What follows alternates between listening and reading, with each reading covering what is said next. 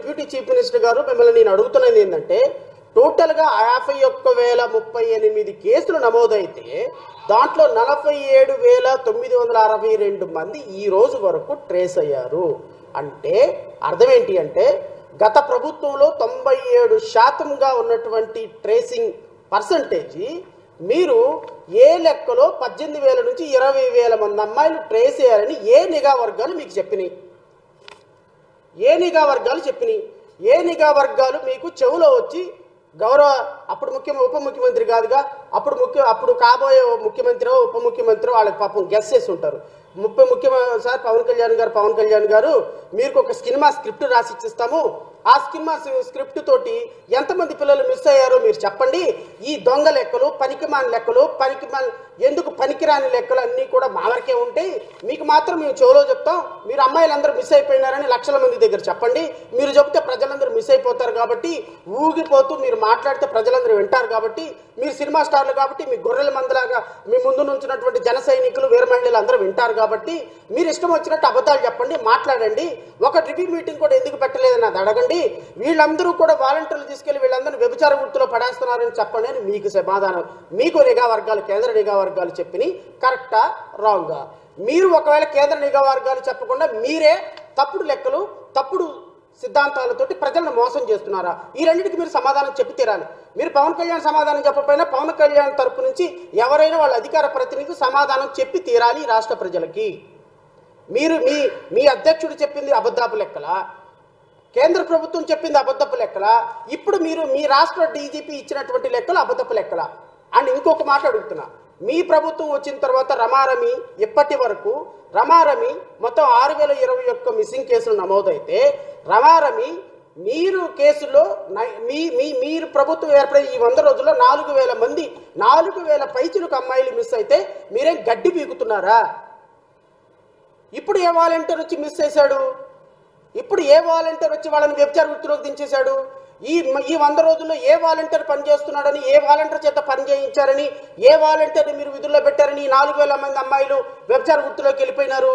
4,000 missing కేసులు file అయినాయి. చెప్పండి సమాధానం. ఈ 100 రోజుల వ్యవధిలో మీ ప్రభుత్వం 4,000 మంది అమ్మాయిలు మిస్ అవుతుంటే మీ ముఖ్యమంత్రి గాడిదలు కాస్తున్నాడా? మీ నారా లోకేష్ గాడిదలు కాస్తున్నారా? నువ్వు గాడిదలు కాస్తున్నావా? మీ మంత్రివర్గం గడ్డి పీకుతుందా అని అడుగుతున్నాం. సమాధానం చెప్పండి దానికి.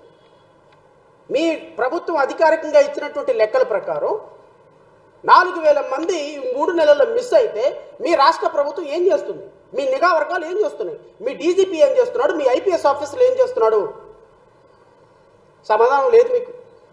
ఎందుకంటే మీకు అల్జీమర్ వ్యాధి వచ్చేసింది ముఖ్యమంత్రి ఉప ముఖ్యమంత్రి అయిపోయిన తర్వాత. షార్ట్ టర్మ్ మెమరీ అనమాట. ఈ షార్ట్ టర్మ్ మెమరీలో ఇంకో గంటకు మాట్లాడింది అరగంటకు గుర్తుండదు, అరగంటకు మాట్లాడింది పావు గంటకు గుర్తుండదు. మీరు ఈ రాష్ట్ర ప్రజలకి ఈ విధమైనటువంటి అబద్ధాలు చెప్పి ఫాల్స్ అస్యూరెన్సెస్ ఇచ్చి ఊగిపోయి మాట్లాడి ఒకలాంటి సినిమాటిక్ మైకంలోకి ప్రజలను తీసుకొని వెళ్ళిపోయి కనీసం ఒక పరిజ్ఞానం లేకుండా, కనీసం అవగాహన లేకుండా అబద్ధాలు చెప్తున్నాము, అబద్ధాలు గుప్పిస్తున్నాము. ఆడపిల్లల బ్రతుకులతోటి, ఆడపిల్లల జీవితాలతోటి, ఆడపిల్లల మిస్సింగ్ల కేసులతోటి, మన ఇంట్లో ఉన్నటువంటి ఆడపిల్ల మిస్ అయితే పట్టుకోవటం లేదనేటువంటి అబద్ధాలతోటి ఒక ఎమ్మెల్యే అయి ఉప ముఖ్యమంత్రి అయినటువంటి నీకు ఒక్క క్షణం కూడా ఉప ముఖ్యమంత్రి పదవిలో కూర్చునే అర్హత లేదు. ఇమ్మీడియట్గా నువ్వు రిజైన్ చేయాలి అని జేబీఎంరావు భారతి పార్టీ డిమాండ్ చేస్తుంది. నువ్వు రిజైన్ చేయాలి, లేదు అంటే ఈ అబద్ధపు మాటలు చెప్పినందుకు నువ్వు జాతికి క్షమాపణ చెప్పాలి. ఏమయ్యా నాకు అర్థం కాదు. జన సైనికులు, వీర మహిళలు మీరందరూ కూడా మా పవన్ కళ్యాణ్ అద్భుతము, తోపు, తురుంకని అంటారు. ఇలాంటి అబద్ధాలు చెప్పటమా? ఇలాంటి అబద్ధపు కార్యాల్లోనా? ఇలాగ జాతిని మోసం చేయటంలోనా? లడ్డూలో ఏం జరిగిందో తెలీదు, ఎవరు కల్తీ చేశారో తెలీదు, కల్తీ మీ హయాంలో జరిగిందని తెలీదు, ప్రాయశ్చిత్త దీక్ష చేస్తారంట. ఏమయ్యా నువ్వు దీక్షలు చేయడానికి ఎక్కావా ఉప ముఖ్యమంత్రిగా? ఇదే ఒక ముస్లింకి జరిగితే, ఒక క్రిస్టియన్కి జరిగితే అంటే వాట్ డస్ ఇట్ మీన్? నీకు క్రిస్టియన్లు ఓటే లేదా? నీకు ఎస్సీలు ఓటే లేదా? నీకు ముస్లింలు ఓటే లేదా? వేస్తారు. ఎందుకంటే గొర్రెలు కాబట్టి నీలాంటి వాడికి అందరికీ వేస్తారు ఓట్లు. వాళ్ళకి బాగా జరగాల్సిందే ఇది.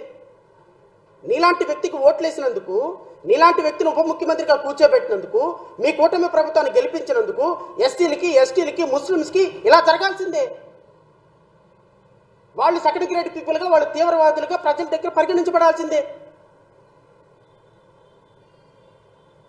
వాళ్ళు హిందువులకు సంబంధించినటువంటి ధర్మాన్ని పాడు చేస్తున్నట్టుగా వాళ్ళని ఒక విలన్లుగా చిత్రీకరించేటువంటి నీలాంటి ఒక కాన్స్టిట్యూషనల్ పోస్టులో ఉన్నటువంటి వ్యక్తి మాట్లాడదగిన మాటలు అవి.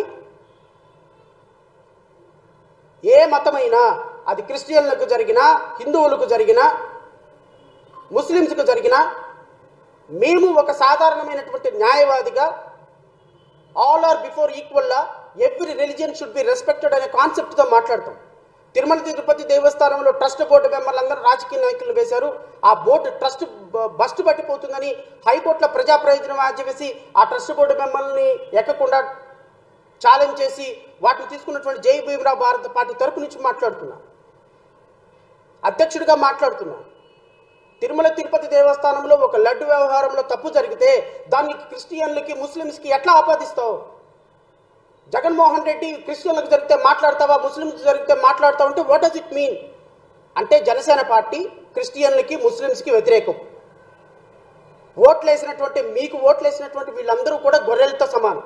ఈ విధంగా అబద్ధాలు చెప్పి ఫాల్స్ ప్రామిసెస్ ఇచ్చి ఎందుకు పనికిరాని భారతీయ జనతా పార్టీని తీసుకొచ్చి ఆంధ్రప్రదేశ్ రాష్ట్రంలో విషాలు చిమ్మించి ఈరోజు రాష్ట్ర ప్రజలందరూ దగ్గర ఉప ముఖ్యమంత్రిగా అయిపోయిన మీరు ప్రతి రిలీజియస్ అంశాన్ని, ప్రతి సెన్సిటివ్ అంశాన్ని కూడా ఈరోజు తీసుకొచ్చి మతం ముసుగులో చొప్పిస్తున్నారు అంటే హౌ షేమ్ పొలిటిక్స్.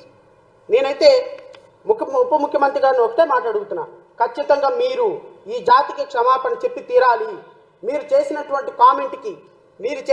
కామెంట్కి ఎస్సీలకి, ఎస్టీలకి, క్రిస్టియన్లకి, ముస్లిమ్స్కి ఎవరైతే బలగైన వర్గాలు ఉన్నారో వాళ్ళందరికీ కూడా మీరు క్షమాపణ చెప్పి తీరాలి. దిస్ ఇస్ అవర్ కంట్రీ అండి. హిందువులు వేరు, ముస్లిమ్స్ వేరు, క్రిస్టియన్లు వేరు కాదు. మీరు అట్లా వేరు చేసి మాట్లాడొద్దు. You are holding a constitutional post. ఒక డిప్యూటీ చీఫ్ మినిస్టర్ అంటే రాష్ట్రంలో ఉన్నటువంటి 5.5 కోట్ల మందికి మీరు డిప్యూటీ చీఫ్ మినిస్టర్. ముస్లిమ్స్కి వేరు, క్రిస్టియన్కి వేరు కాదు. మీరు ఒక సమస్య వస్తే వెళ్ళి తిరుపతి కనకదుర్గమ్మ తల్లి టెంపుల్ మెట్లు కడగొచ్చు, కాదనటంలా. మరి ఒక దళిత డాక్టర్ని మీ ఎమ్మెల్యే పచ్చిబూతులు తిడితే మీరు ఎందుకు స్పందించారు?